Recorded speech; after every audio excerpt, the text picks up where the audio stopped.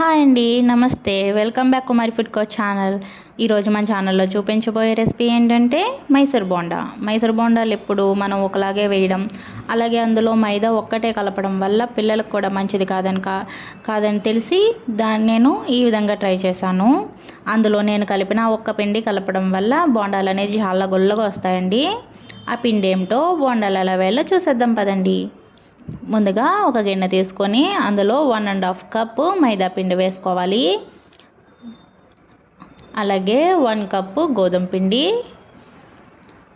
అలాగే ఒక పావు కప్పు వరకు బియ్యపిండి వల్ల బోండాలు అనేది చాలా క్రిస్పీగా వస్తాయండి.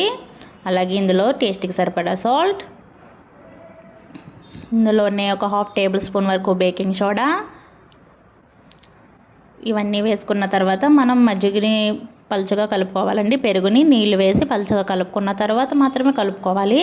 మనం పెరుగు డైరెక్ట్గా వేస్తే మాత్రం కలవదండి పిండి అనేది. ఇలా మజ్జిగ చేసుకుంటే మనకి త్వరగా పిండి అనేది పులుస్తుంది, బాగా గుల్లగా కూడా వస్తాయి. ఇలా నాకు ఒక గ్లాస్ వరకు బటర్ మిల్క్ అయితే పట్టిందండి ఈ పిండికి. దీంట్లో కొంచెం ఇలా గట్టిగా కొంచెం మొత్తం అన్నీ మిక్స్ అయ్యే వరకు కలుపుకున్న తర్వాత ఇప్పుడు ఇది మినప్పిండి. మనం ఇడ్లీ రుబ్బుకోవడానికి మినప్పిండి ఉంటుంది కదా, అందులో ఇడ్లీ నూక కలపకుండా తీసిన పిండి ఇందులో 2 to 3 స్పూన్ల వరకు ఇందులో వేయాలి. ఇందులో నేనైతే 3 గరిటెల వరకు వేసాను. మనం ఇది గట్టిగా ఉన్నది పలుచగా ఉన్నదాన్ని బట్టి మనం వేసుకోవచ్చు. ఇది కూడా వేసుకుని దీన్ని బాగా మిక్స్ చేసుకోవాలి. ఇది వేసుకుని ముందు మనం పిండి అనేది గట్టిగానే కలుపుకోవాలండి.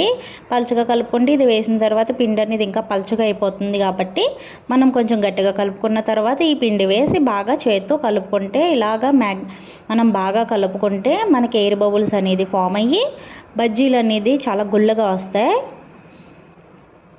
చూసారుగా, ఇందులో చూపిస్తున్న విధంగా బాగా కలుపుకోవాలి. ఇలా కలుపుకొని మనం దీనిపైన మూత పెట్టుకొని మనం మార్నింగ్ వేసుకోవాలనుకుంటే బ్రేక్ఫాస్ట్, నైట్ అంతా మనం అలా నానబెట్టుకొని వదిలేవేయాలి. లేకపోతే మనం కలుపుకొని ఒక 2 to 3 అవర్స్ తర్వాత కూడా వేసుకోవచ్చు. చూసారుగా, ఇప్పుడు పిండి అంతా నైట్ అంతా నానిన తర్వాత ఎలాగ బాగా పులిసింది కదా. ఇలా పులిసిన దాన్ని ఇంకా మనం కలపకూడదండి, ఇలా కలపకుండా ఉంచుకోవాలి.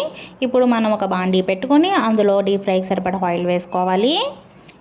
ఇలా ఆయిల్ అనేది బాగా హీట్ అయిన తర్వాత మనం కొంచెం చెయ్యి అనేది తడుపుకోవాలి. ఇలా తడి చేతితో పిండి అనేది కొంచెంగా తీసుకొని మనం బోండాలు అనేది వేసుకోవాలి.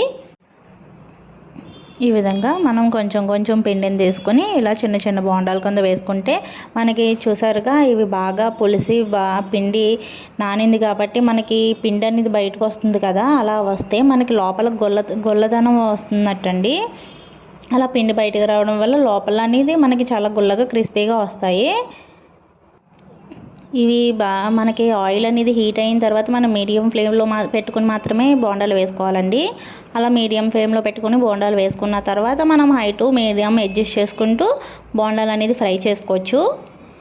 ఈ విధంగా మనకు గోల్డెన్ బ్రౌన్ కలర్ వచ్చిన తర్వాత ఈ బోండాలు అనేది తీసేసుకొని ప్లేట్లోకి తీసేసుకోవచ్చు. అలాగే మిగిలినది కూడా వేసుకోవాలి. మనం ఈ బోండాల్లో టేస్ట్కి తగ్గట్టు ఇందులో జీలకర్ర, కరివేపాకు, ఉల్లిపాయలు ఇవన్నీ కూడా వేసుకుంటే ఇంకా టేస్ట్ ఇంకా బాగుంటుందండి. నేనైతే వేయలేదు. అంతేనండి, ఇవి ఎంతో గుల్లగా ఉండే బోండాలు అయితే రెడీ అయిపోయాయి. ఇవి పిల్లలు అయితే చాలా ఇష్టంగా తింటారండి. ఇది శనగపిండి చట్నీ కాంబినేషన్తో తినండి, అస్సలు వదిలిపెట్టరు. నేనైతే చాలా బజ్జీలు తినేసాను. నాకైతే చాలా బాగా అనిపించింది. బజ్జీలు చాలా క్రిస్పీగా వచ్చాయి. ఈ శనగపిండి చట్నీ ఎలా చేయాలో నేను ఈ లింక్ని డిస్క్రిప్షన్లో పెట్టాను, చూడండి. మీకు కనుక ఈ వీడియో నచ్చితే ప్లీజ్ లైక్ చేసి షేర్ చేసి సబ్స్క్రైబ్ చేసుకోండి.